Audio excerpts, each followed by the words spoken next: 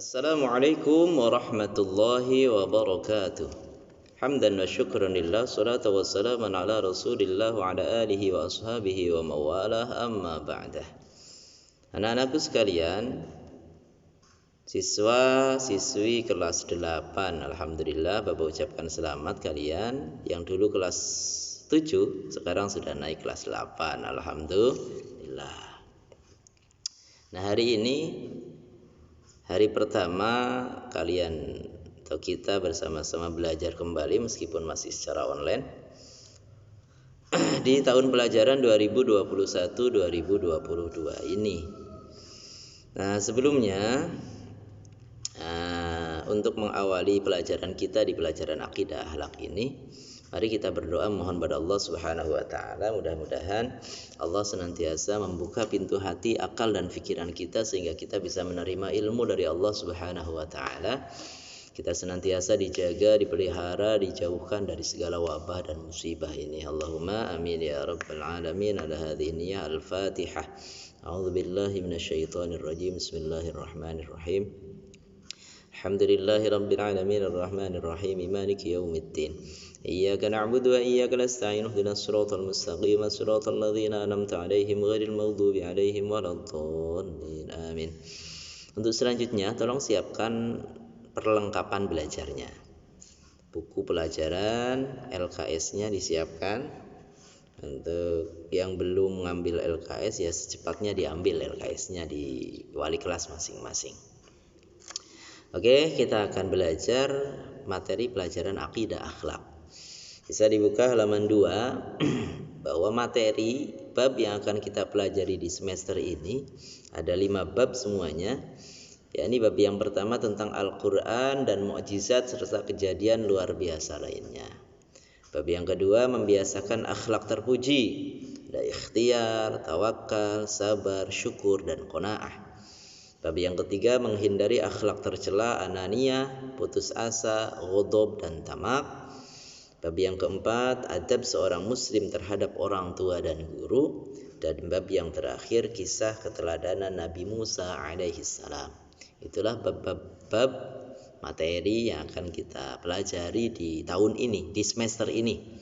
Semester ganjil pelajaran tahun pelajaran 2021-2022. Mudah-mudahan kita bisa mempelajarinya bersama. Allahumma amin. Oke, langsung saja kita masuk ke bab yang pertama tentang Al-Quran dan mukjizat serta kejadian luar biasa lainnya. Bismillahirrahmanirrahim. Halaman nomor 3 ya. Kita simak bersama, kita pelajari bersama. Mudah-mudahan ini akan menjadi ilmu yang bermanfaat buat kita. Al-Quran dan keistimewaannya. Dalam bab ini akan diketengahkan, akan kita pelajari bersama tentang sejarah awal mula diturunkannya Al-Quran. Al-Quran turun secara berangsur-angsur, tidak secara langsung dari langit jeblok, tidak, tapi secara berangsur-angsur lewat perantaraan malaikat Jibril. Pertama kali turunnya itu di Gua Hiro, Makkatul Mukarramah sana. Itu kemudian turun secara berangsur-angsur selama kurang lebih 23 tahun atau tepatnya 22 tahun 2 bulan 22 hari. Itu. Kemudian Al-Quran difirmankan oleh Allah kepada Nabi Muhammad sebanyak 30 juz. Jumlah juz yang ada dalam Al-Quran itu ada berapa? 30. Suratnya 114. Ayatnya ada sekitar 6.666 cerene, ya kan?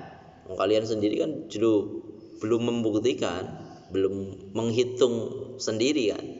Ini masih cerene. Kemudian lokasi penurunan Al-Quran dibagi menjadi 2, yakni di Mekah dan di Madinah. Maka surat-suratnya juga ada surat Makkiyah, ada surat Madaniyah. Oke. Untuk selanjutnya kedudukan Al-Quran. Al-Quran itu memiliki beberapa kedudukan Di antaranya satu, sebagai wahyu Allah yang diturunkan kepada Nabi Muhammad sallallahu alaihi wasallam. Yang kedua, sebagai mukjizat. Mukjizat itu apa? Bahkan Al-Quran itu merupakan mukjizat terbesar Nabi Muhammad sallallahu alaihi wasallam yang akan senantiasa berlaku, relevan sepanjang zaman. Tidak ada istilah Al-Quran itu katro, ketinggalan zaman, itu nggak ada. Itu Al-Quran. Yang ketiga, sebagai pedoman hidup umat manusia. Umat manusia kalau nggak punya pedoman pasti akan tersesat. Dia harus punya pedoman. Nah, Al-Quran adalah sebagai pedoman hidup kita. Terus yang selanjutnya sebagai sumber utama hukum Islam. Itu kedudukan Al-Quran. Jadi semua sumber hukum Islam bersumber dari Al-Quran. Hukum Islam semuanya bersumbernya dari Al-Quran. Kemudian halaman nomor 5, pengertian dan hakikat Al-Quran. Ini insya Allah sudah maklum, sudah sering kita pelajari. Al-Quran itu secara bahasa berasal dari kata qara'a, yang berarti membaca. Bentuk masdarnya adalah Qur'anan, yang berarti bacaan. Itu secara bahasa. Adapun secara istilah, Al-Quran adalah wahyu Allah yang diturunkan kepada Nabi Muhammad melalui malaikat Jibril sebagai petunjuk bagi umat manusia. Ini alhamdulillah kita sebagai umat Islam diberikan petunjuk oleh Allah lewat Al-Quran. Selanjutnya, bukti tentang kebenaran Al-Quran. Al-Quran memiliki banyak fungsi. Di antaranya menjadi bukti kebenaran Nabi Muhammad SAW. Bukti kebenaran tersebut dikemukakan dalam tantangan yang sifatnya bertahap. Tantangan-tantangan itu diantaranya sebagai berikut. Satu, menantang siapapun yang meragukannya untuk menyusun semacam Al-Quran secara keseluruhan.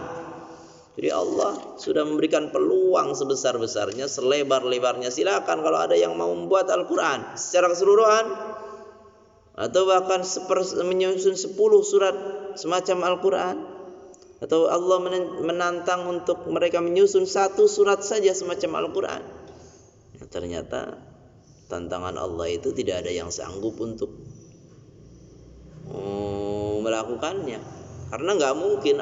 Karena Al-Quran ini adalah sebagai mukjizat, jadi nggak mungkin Al-Quran bisa dibuat oleh makhluk, oleh manusia, sehebat apapun manusia itu. Kemudian yang kelima, isi pokok kandungan Al-Quran. Dah, nggak usah banyak-banyak dulu lah ya. Ini sebagai muqaddimah saja. Jadi kita belajar dari halaman pertama sampai halaman 6 dulu, sampai poin yang keempat itu. Tolong dipelajari dengan baik. Mudah-mudahan ini akan menjadi ilmu yang bermanfaat buat kita semua. Allahumma amin amin ya rabbal alamin. Mungkin untuk pertemuan kali ini dicukupkan sekian dulu.